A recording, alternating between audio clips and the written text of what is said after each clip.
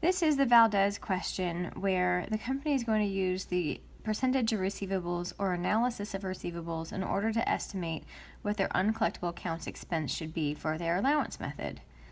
So there are three big steps to this problem, and it asks, let's see, where is it here? It says, in preparation for the company's 2011 estimate, Valdez prepared the following aging schedule. What will Valdez record as uncollectible accounts expense for 2011?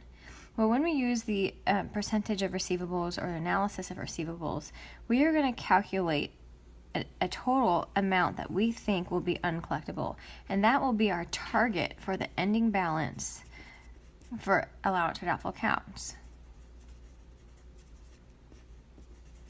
So first, let's figure out what our target balance is for the ending allowance for doubtful accounts, and then we'll talk about how the rest of the problem affects our uncollectible accounts expense entry. So what we do is we say, as an accounts receivable balance gets older, we think it's more likely to be uncollectible. So we're going to multiply 26,200 times 3% to figure out how much of that amount of accounts receivable is uncollectible, which is $786. And then 11,650 from the next bucket we believe will be uncollectible. And they think the uncollectible rate there, $11,650 is in the next bucket of accounts receivable, and they believe 7% of that will be uncollectible, which is $815.50. And then the next age bucket has a balance of $2,500, and they believe 12% of that will be uncollectible, which is $300.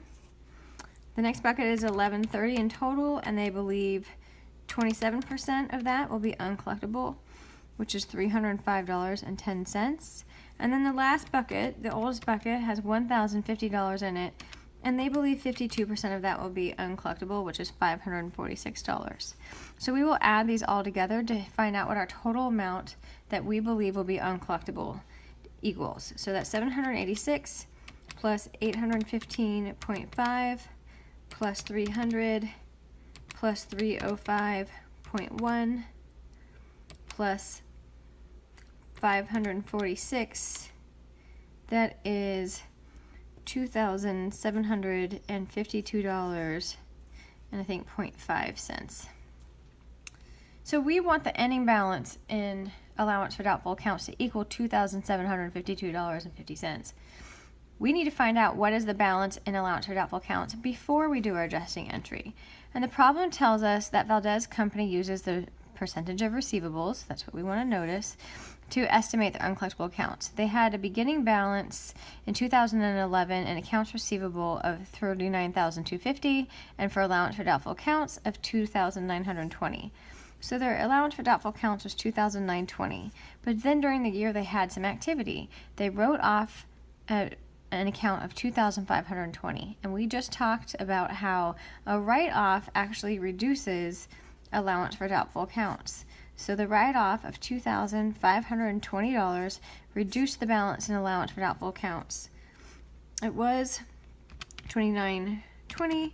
It just went down by $2,520. So the balance in allowance for doubtful accounts before the adjusting entry was $400. We want to get to a total of $2,752. So if we're looking at a number line, with this being 0, we were at $400, and our target is $2,752. So we need to figure out how much of the adjusting entry needs to be in order to take us from a balance of $400 up to $2,752.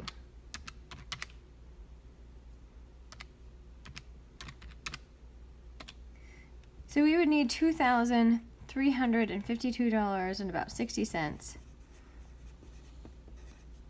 total in uncollectible accounts expense in order to reach our target balance of $2,752.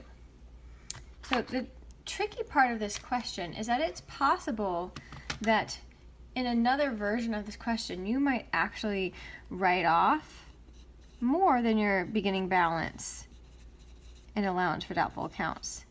And if that happens, if you write off more than your beginning balance, instead you will be here with a negative balance, an allowance for doubtful accounts. And so in order to go from a negative balance up to your target, you will need to go from the negative balance up to 0 plus from 0 to your target. And so your uncollectible accounts expense entry would be greater than the target amount that you were trying to achieve for your ending balance and allowance for doubtful accounts.